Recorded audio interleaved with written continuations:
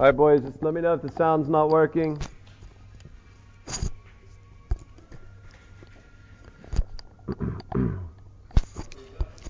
Morning, everyone. All right, we'll get going here.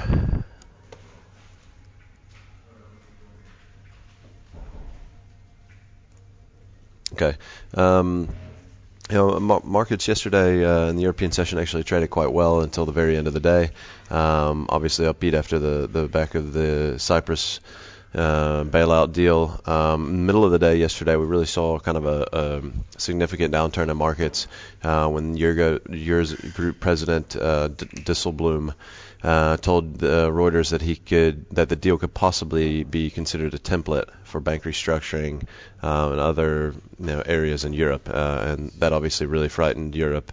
I think you saw the euro tank on the back of that. You saw U.S. markets start to really show some nerves over that, and it was only later that he backed down, saying that his remarks were specific to the Cyprus case, and then he was also a bit misquoted. So, I think that was really the reason for the sell-off yesterday.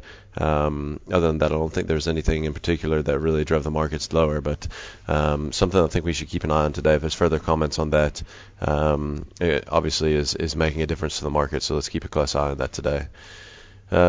All right, Asian markets obviously a little bit down after the sell-off in the afternoon session yesterday. The big focus yesterday in the afternoon was on Italy and Spain, where we saw yields start to rise there, and those markets took the biggest hammerings.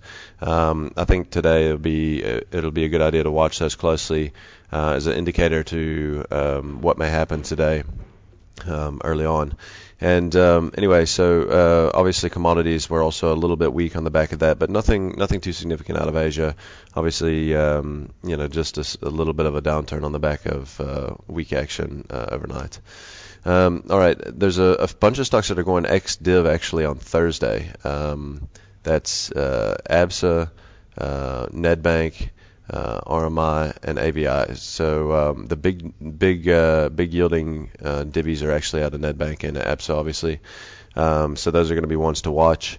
I'll show Nedbank in a second in the maps. But then on another note, Sibanye SGLs were raised to overweight, initiated a new overweight at HSBC this morning with a target price of 24 Rand. So we've seen some target prices, I think, in about a 15 Rand range on Sibanye, so that's quite interesting.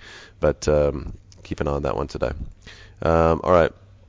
On the market data front, we've got SA leading indicators out later. We've got durable goods orders out of the U.S., Richmond Fed manufacturing, consumer confidence, and new home sales all out of the U.S. So pretty light day in data. A little bit out in the States a little bit later in the day. All right, let's jump into the maps. All right, first thing I want to show is Able on the 1 year. We actually tweeted it out yesterday, but I think it was late in the day too, but they managed to push it down about 30 cents, maybe 30, 40 cents actually toward the end of the day to kind of close it basically right at trendline resistance. I still think we've broken through. I mean, you can see there we've slightly closed through a little bit, but we definitely traded up through at the end of the day yesterday, and I think we just closed a touch above it. Watch that level today. I think I'd have a little bit more confidence if we held above 31 early this morning. But Able, you can go back further on the maps, and the down. We've been in a downtrend for a hell of a long time now. It's been a full year where we've literally been in a downtrend, the fact that we looking to break out of it potentially right now, I think is really important. So keep an eye on this one today. If we can hold through or get above and hold above $31 and Able, I think actually could be really interesting long. I know there's big hedge fund short exposure there, so it could be an opportunity in Able. Next one I want to show is Nedbank, and just show recent trend line over the past 3.5 months, and you can see we're really trading down toward trend line support. On Nedbank, the reason why this is interesting, obviously it's been one of the better performing banks over the last little while. but it's also paying a big divvy. It's going X on Thursday, so I guess that makes last day to trade Wednesday. So this could be a really interesting pickup today. I'm going to be looking at this one. I think if I can get close to around this level between 192, 193, 192 or lower, actually, I would be very happy to have a nibble today in NetBank. So keep an eye on that one. I personally might be looking to enter that one. What in the hell is this chart doing here? Okay, there we go. All right, this is Anglos. Anglos, we talked about this before. The really last level of kind of support it has been, it's not last level of support, but trendline support here really was broken yesterday, totally taken out from below 245. I think we closed all the way down at close to 40. Where did we close? 42 and a half or something like that. But this is obviously another bearish miner that's just continuing to kind of fall. I'm starting to get the feeling that there's not one guy on the entire planet that owns these miners, but that's not making them go higher. So I think in my mind we may be needing a capitulation of these shares before they'll start to turn up. So I'm going to be keeping a close eye on that for when that actually comes. It's not just here; it's in a lot of the other ones as well. But I'm gonna watch these closely. When that day comes, I'm gonna be looking to enter. Naspers, we've been talking about this one kind of every day. I'm showing it more because I know everyone's got, or a lot of people have positions here. There are a lot of longs on. And we talked about this yesterday, trendline support. This is on a 2-year, so that makes it more significant because it has been longer-term trendline support. But we really, really closed right at that level, right around 562, 561 to 562, somewhere in that region is where we're closing on where we closed yesterday, and it's also obviously trendline support. I think this really could be an interesting buy here. Yesterday, it seemed like there was good volume at price there at the end of the day. It seemed like there was a buyer that was very willing to take at kind of closing levels. Not to mention we had a decent night out of Tencent for the first night in many. So watch this one today. I expect it to trade up on the open, but after that, if we get back down around to low 560s, I think it might be a place to put on some size in Naspers. All right. Remgro, I wanted to show Remgro. Sorry I missed this one yesterday, guys. I should have gotten this one yesterday. But we're breaking out on Remgro above 180. And we really had an opportunity to kind of get it lower or somewhere close to that yesterday, I think. You can see here on a 30-day how we've broken out. And this formation, this pattern, it's actually probably been the best pattern to play. This little rounded top, and then we kind of get a cup formation here at the bottom, and we've really, it's about a six rand move before the breakout. So we look for 6 rand to the upside of 180, put the target around 186 in Remgro. I don't think it's unreasonable. That stock just seems to go up every single day, so don't try to fight it. Goldfields I'm going to show on the 30-day. I'm going to show it locally, and I'm going to show it in the U.S. But you can really see 72 is kind of the line in the sand. We managed to break it yesterday. I mean, we closed right at it, 71.93. So, it is a break on a closing basis, but it's so close to 72.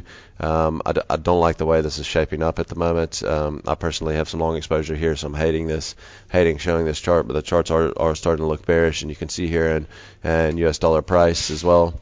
Very key level here at 780. And we weren't really able to regain it last night. We also closed 2 cents below it in the States last night. So today I'm watching these things like a hawk.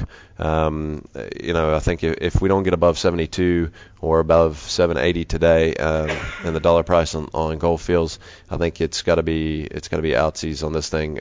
We really this is reminiscent to me of Amplat's back earlier in the year, where we had this big fall and we consolidated right there around the 400 level, or I think it was right around the 400 level, and then we broke and we gave another $40 really quickly. And so I think I'm gonna be focused on that today and tomorrow, and see if these things can hold these levels. All right, the next two I'm going to show are going to be international stuff. This is a hell of a lot of money in these markets. If you guys aren't punting them, I think you should get involved. Look to get involved. You can see here Barclays, and there's just a lot more to choose from. Barclays made a monster breakdown yesterday. I mean, on the day trading space is a huge opportunity. We broke down right here below 289. 290 level, and it looks like that we should at least have a gap fill down here to around 268.